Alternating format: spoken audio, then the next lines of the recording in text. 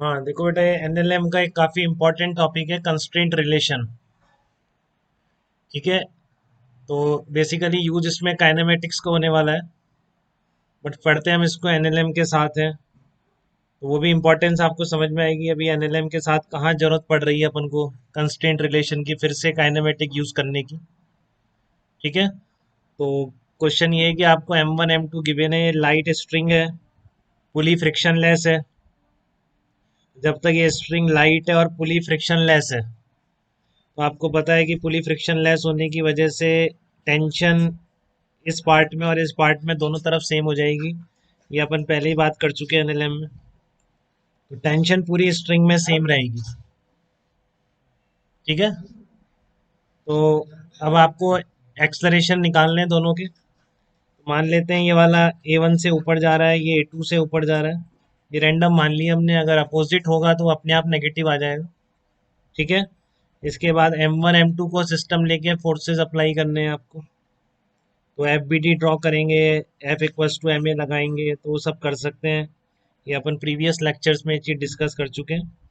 तो ऊपर A1 माना है तो अपवर्ड डायरेक्शन ही पॉजिटिव मान ली M1 के लिए। टी माइनस, टेंशन तो सेम है, टी कर दीजिए, T minus M1G equals to M1 × A1। इसी तरह आप M2 के लिए लिखिए, M2G minus T equals to M2 × A2।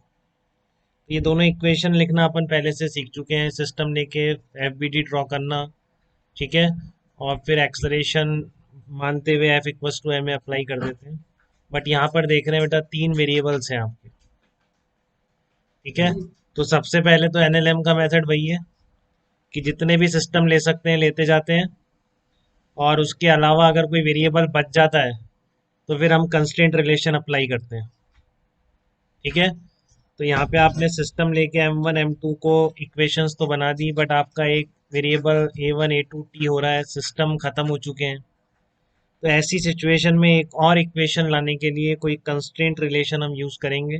Constraint का मतलब है जैसे इन ब्लॉक्स की मोशन को आपने कंस्ट्रेंट कर रखा है इस स्ट्रिंग के थ्रू कनेक्ट करके। अब स्ट्रिंग का कंस्ट्रेंट ये है कि स्ट्रिंग की लेंथ कभी चेंज नहीं हो सकती, तो इनके एक्सलरेशन या वेलोसिटी पर भी ये कंस्ट्रेंट अप्लाई हो जाएगा। ठीक है। तो मैं आपको 4 मेथड्स बता रहा हूँ। सबसे पहला मेथड है, धीरे धीरे सारे मेथड सीखेंगे। सबसे बेस्ट मेथड ये है बेटा, आपको और कोई आ रहा है नहीं आ रहा है इससे फर्क नहीं पड़ता, ये मेथड सबको आना चाहिए, मेथड नंबर 1। ये आप बहुत जगह अप्लाई करेंगे, बहुत बेसिक मेथड है, बेसिक डेफिनेशन पर बेस्ड है वेलोसिटी और एक्सलरेशंस की। ठीक है। तो मैंने मान लेता हूँ कि x1 की जो पोजीशन है ये रेफरेंस लाइन मान ली, रेफरेंस फिक्स लाइन। तो M1 की पोजीशन x1 है, M2 की पोजीशन x2 है। ठीक है। फिक्स पॉइंट से पोजीशन लेनी है आपको, तभी आप जब डिफरेंशिएट करेंगे x1 और x2 को टाइम के रिस्पेक्ट में, तो आपका डायरेक्ट वेलोसिटी मिल जाएगी, और वेलोसिटी के डिफरेंशिएशन से एक्सलरेशन मिल जाएगा।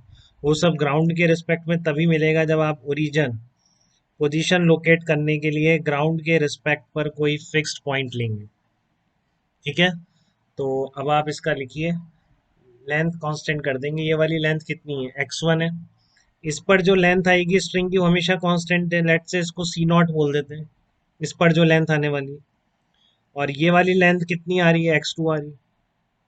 तो आप ये लेंथ का सम कांस्टेंट कर देंगे, क्या बोलेंगे, x1 plus C0 plus x2 equal to constant.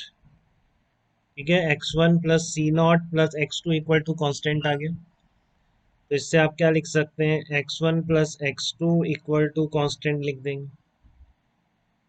ठीक है, क्योंकि C0 भी एक कांस्टेंट है तो कांस्टेंट में ले गए। अब आपको वेलोसिटी में रिलेशन निकालना है, तो एक बात ध्यान से देखिए।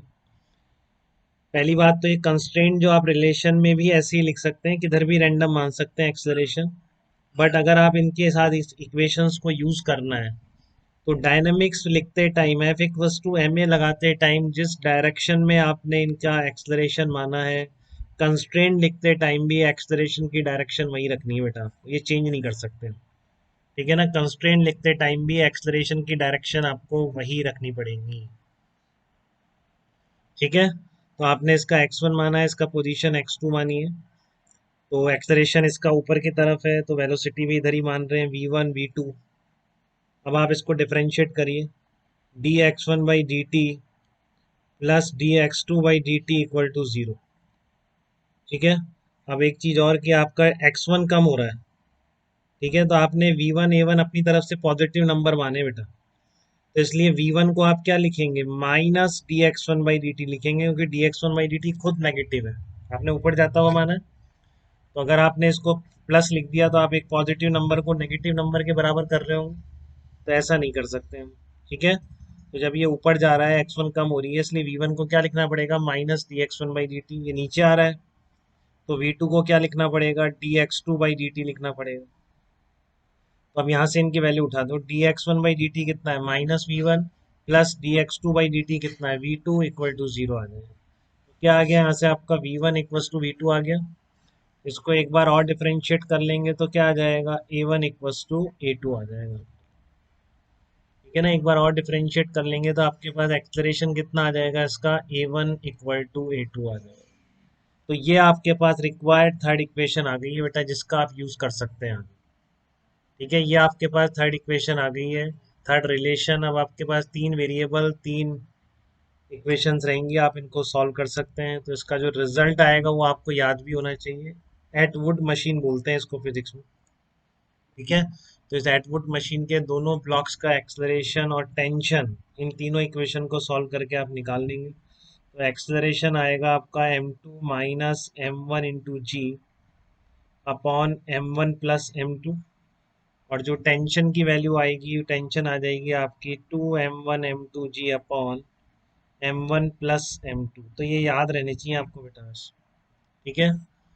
अब इसी के दो तीन मेथड और देख सकते हैं अपन इसी क्वेश्चंस के, तो एक एक करके अपन चलते हैं। देखो मेथड वन है, फिक्स पॉइंट से पोजीशन लोकेट करिए, बिल्कुल basic definition of velocity and acceleration पर बेस्ड है, ठीक है। मेथड नंबर टू पे आइए आप,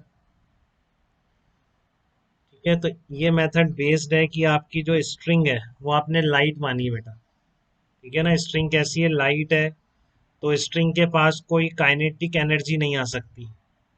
हाफ एम वी स्क्वायर आप लिखेंगे तो एम क्या आ जाएगा, जीरो आ जाएगा। और आपकी जो स्ट्रिंग है वो खिंच भी नहीं सकती, दब भी नहीं सकती, ठीक है ना। जो आपकी स्ट्रिंग है वो खिंच भी नहीं सकती और दब भी नहीं सकती। तो इसलिए आप क्या करेंगे, क्या कहेंगे कि स्ट्रिंग के पास कोई एनर्जी स्टोर नहीं हो सकती, ठीक है ना। स्ट्रिंग के पास कोई एनर्जी स्टोर नहीं होगी, तो work done by surrounding on string हमेशा जीरो होता है। Work done by string surrounding on string zero होगा, तो इसलिए स्ट्रिंग का भी सराउंडिंग पर वर्क डन हमेशा जीरो होगा, ठीक है ना। इस कंसेप्ट पर बेस्ड है। अभी आपके वर्क एनर्जी आपने नहीं पढ़ रखी है तो ये समझ नहीं आएगा, ठीक है। तो आप ये समझिए कैसे अप्लाई करना है। नहीं तो इसका बेसिस यही है कि स्ट्रिंग का जो नेट वर्क डन है एक्सटर्नल सराउंडिंग पर, वो क्या होना चाहिए, जीरो होना चाहिए।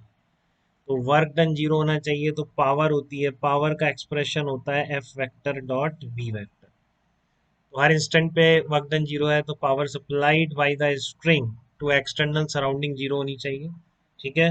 तो जिसको वर्क पावर एनर्जी का आइडिया है उसी को समझ में आएगा रीजन, ठीक है। नहीं तो आप अभी डायरेक्ट क्या अप्लाई करेंगे, कंस्ट्रेंट के लिए summation T dot V vector equals to zero.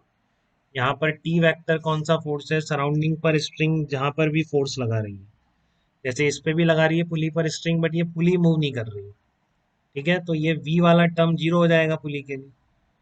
But आपके ये ब्लॉक मूव कर रहे हैं, इधर माना है आपने, इधर वी वन मान लिया, इधर आपने वी टू मान लिया, ऐसे ही माना है अपने, इसको ऊपर इसको नीचे। तो यहाँ पर टेंशन कैसे होती है, डायरेक्शन आपको पता है, कांस्टेंट पॉइंट पे जाके पुल कर दीजिए तो टेंशन इधर है, इस पर भी इधर है। तो मूवेबल पॉइंट्स पर T dot V equal to zero करना है। मूवेबल पॉइंट्स, इस पर फोर्स लग रहा है स्ट्रिंग का, इस पर लग रहा है, ये पॉइंट मूव भी कर रहे हैं, तो इन सारे पॉइंट्स पर T vector dot V vector, V vector किसकी वेलोसिटी है, point of application of force, ठीक है।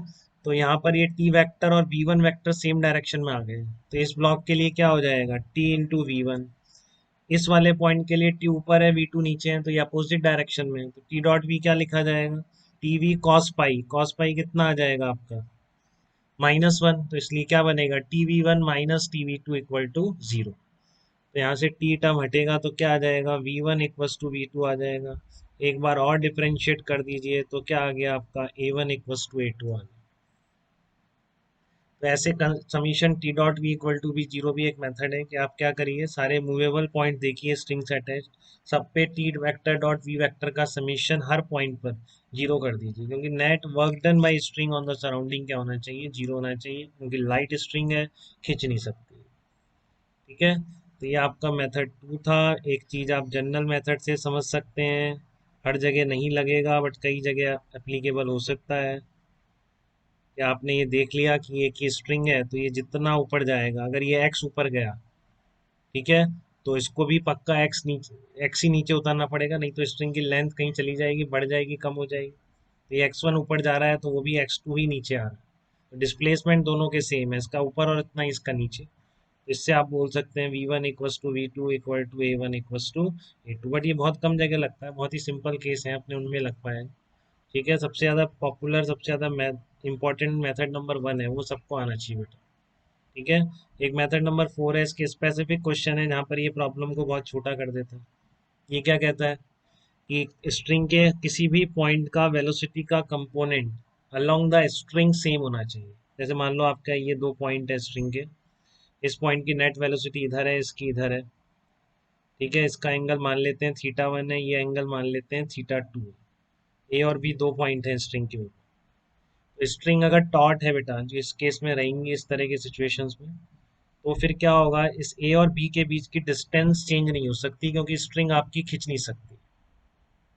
ठीक है ना, स्ट्रिंग आपकी खींच नहीं सकती, दब नहीं सकती, तो ए और बी के बीच की डिस्टेंस चेंज नहीं हो सकती, तो आप क्या बोलेंगे, V one cos theta one equal to V two cos theta two. हर पॉइंट का, किसी भी पॉइंट के नेट वेलोसिटी का अलोंग द स्ट्रिंग कंपोनेंट सबका सेम होता है। अब यहाँ पर ये काफ़ी सिंप्लीफाइड सिचुएशन है अभी, कि इस पॉइंट की net velocity along the string है, इस पॉइंट की नेट वेलोसिटी भी अलोंग द स्ट्रिंग है। ठीक है, तो ये दोनों वैल्यूज क्या होंगी, बराबर होगी, क्योंकि अगर ये अलग अलग हो गई, तो जैसे मान लो ये 20 हो गई, ये 10 है, ठीक है ना, या ये 20 है, ये 10 है, तो ये 10 मीटर एक सेकंड में इससे ज़्यादा आगे नहीं चला जाएगा, तो इसकी लेंथ क्या होगी, बढ़ जाएगी। बट स्ट्रिंग की जो लेंथ होती है हमेशा क्या रहती है, कांस्टेंट रहती है। ये मेथड ही अब हम आगे के प्रॉब्लम्स में अप्लाई करेंगे। पहले वाला मेथड सबको आना चाहिए, बाकी सब ऑप्शनल हैं, जो लगाना चाहते हैं लगाते रहें, क्वेश्चन में समझते रहें। बाकी तीन मेथड का बेसिस भी बता दिया, इसके कुछ स्पेसिफिक, ये मेथड पूछा गया जेई में कई बार, कई जगह यूज होता है कंस्ट्रेंट का, इस पे बारे में भी अपन स्पेसिफिक क्वेश्चंस करेंगे इसके। ठीक है, चलिए यहाँ तक किसी को दिक्कत बेटा तो आप मेरे को बताइए।